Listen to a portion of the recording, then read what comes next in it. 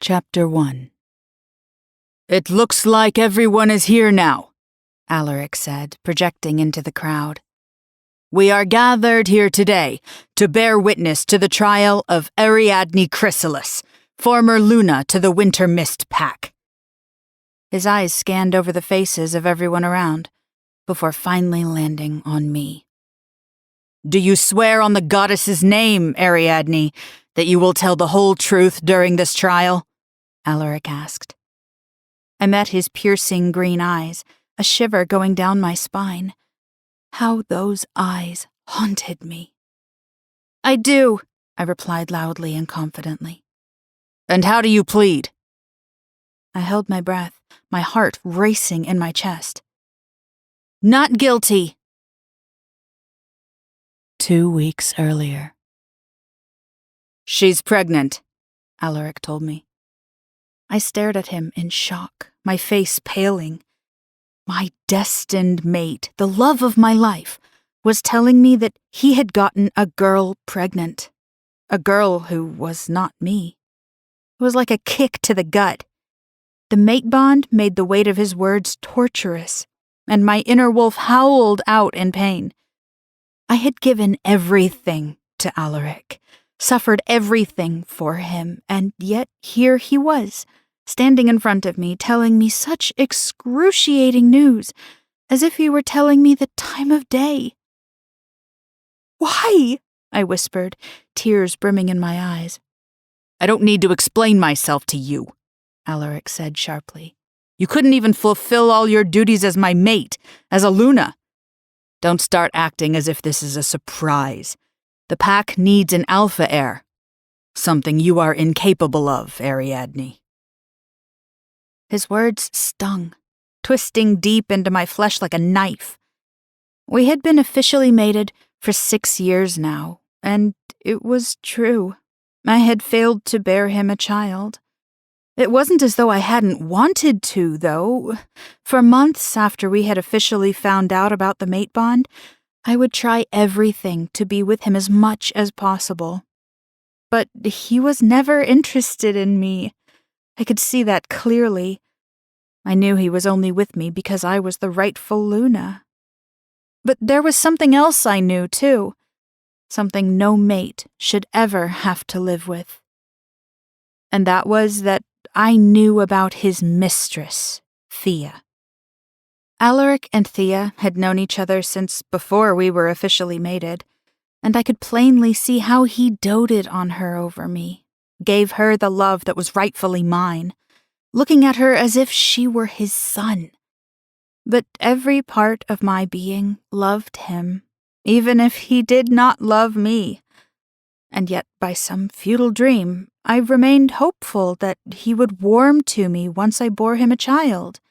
After all, I was the rightful Luna and his mate. I went to the pack doctor a year after failing to conceive, and he confirmed my worst fears. I was unable to bear children. I didn't know what to do, how to keep going. This was the one thing that I had pinned all my hopes on, for my fate to change, for Aleric to change. The news of my infertility was kept only within the high ranks of the pack, thankfully.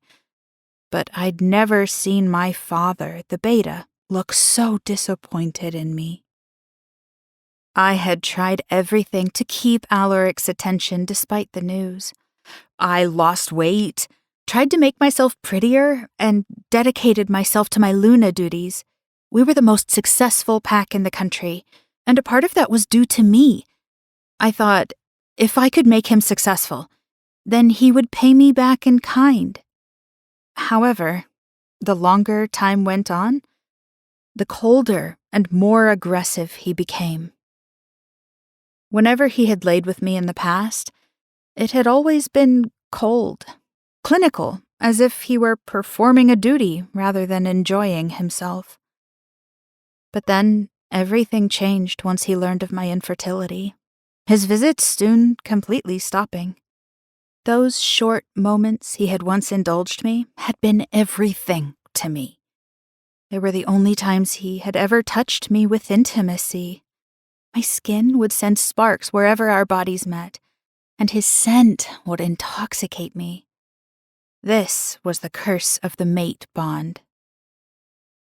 "But I love you, Aleric," I said, my voice barely audible. I couldn't meet his cold green eyes as my legs began to shake. I could feel inside that my wolf was crushed, feeling her pain mixed in with mine. It was suffocating. "Don't be pathetic," he scoffed. "You should count yourself lucky I'm not removing you of your Luna position for Thea. The goddess still chose you to be Luna, even if she was wrong." I flinched at his words. "However," he continued, "I need to inform you that I will be making Thea's child my rightful heir. The elders have deemed this appropriate given the circumstances. They understand how important this baby is for the survival of the pack." I bowed my head to him in submission, tears quietly streaming down my face. I needed to leave, to get away from him, but I was held in place by his presence. Even after everything he had done to me, I still relished in him even talking to me. The bond between Luna and Alpha was strong, and it caused me to still love him, even now. Even though every part of me wanted to scream at him, to hit him, to claw his eyes out for hurting me. "We have a pack meeting tomorrow morning at 8. Don't be late," he said finally, before walking out of the pack house. He didn't even glance twice at me as he left. No apology, no sympathy. Aleric would rather see me suffer than give me even an ounce of love or affection. I was a Luna, his Luna, and a queen in the eyes of our pack, but he could not even spare me the decency of a glance. His lack of respect for me was evident. Not being able to stand it any longer, I decided to do the only thing I could do in this situation: run from it all. If only for a few hours. I ran outside into the forest. As the cold, fresh air hit my face immediately, something I breathed in greedily to help clear my head. It was nice, apart from the wind that bit at my cheeks where my tears had fallen, forcing a chill through my body. But it didn't end up stinging for long, as I shifted into my wolf. Her pads hit the cold ground fast as she sprinted through the woods.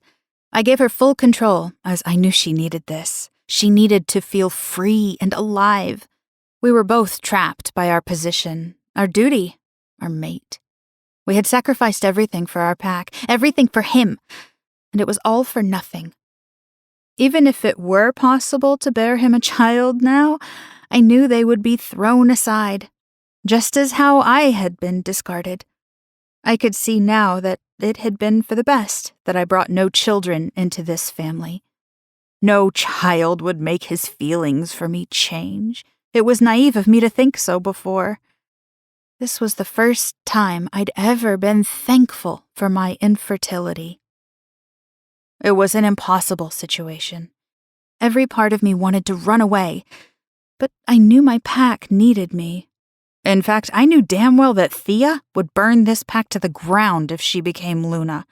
She hadn't had any training, and I was yet to witness a single intelligent remark from the girl, literally, about anything.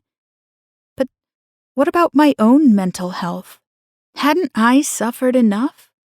4 years was way too long to wear my heart on my sleeve for Aleric. He had made a mockery of my love for him, and couldn't even respect me out of duty anymore. My wolf continued to run as I mulled over my internal debate. She hunted rabbits and sniffed at the different scents, taking it all in so she could try and forget everything that had happened. Her white fur kept us warm against the wind, now becoming colder as darkness crept up, and I knew we would need to head back soon. But I didn't want to subject her to that just yet. For just a little while longer, I wanted her to forget about everything waiting for us back at the house. Another hour passed, and I accepted it was finally time. I gently nudged her in my head to indicate we should head home, but she let out a low growl to tell me she wasn't pleased with this idea. Not that I blamed her. Unfortunately, I had to remind her that we needed to get home for dinner, or Sophie would begin to worry. With a final whimper of annoyance, she begrudgingly turned back towards the pack house. However, as we went to leave, I noticed something in the trees. A woman with golden hair was standing there, wearing a white dress, watching me intently. My wolf instantly sent out a warning growl, neither of us recognizing nor sensing her. Yet, the most unnerving part was we couldn't smell her scent. We should have definitely been able to smell her from here. In response, the woman proceeded to neither reply nor even flinch, prompting us to do only one thing, the only thing we could do. We ran towards her. My wolf's paws sprinted faster and faster, our heartbeat racing in our chest, sensing something was off. How had she even managed to get past the border patrols? Something was wrong. We weren't very good fighters, but if it meant protecting the pack, then at the very least we would need to investigate, or at least try to. Because, in the end, we were too late. Before we could even come close, the woman turned her back and hid in the trees, leaving absolutely nothing behind. No woman, no lingering scent, nothing. It was as if no one had been there at all. Had we only imagined the whole thing? Admittedly, we had just gone through something extremely traumatic, making it entirely possible that we were just seeing things. Our mind had been pushed to the brink, and I knew we were close to snapping. Quickly, I urged my wolf to return home, and was grateful when she didn't need to be told twice this time. Neither of us wanted another experience like what we had just seen. I did debate in my mind whether it was worth raising an alarm with the Border Patrol to investigate, but ultimately, I decided against it. I knew the news of Thea's pregnancy would have spread by now, making people begin to look at me with pity. And, while pity was one thing, I couldn't risk them looking at me like I was insane. I was a Luna, my position now hanging by a thread. I couldn't provide another reason for the pack to doubt me. But after the already traumatic day I'd had, I couldn't anticipate what was waiting for me at the pack house.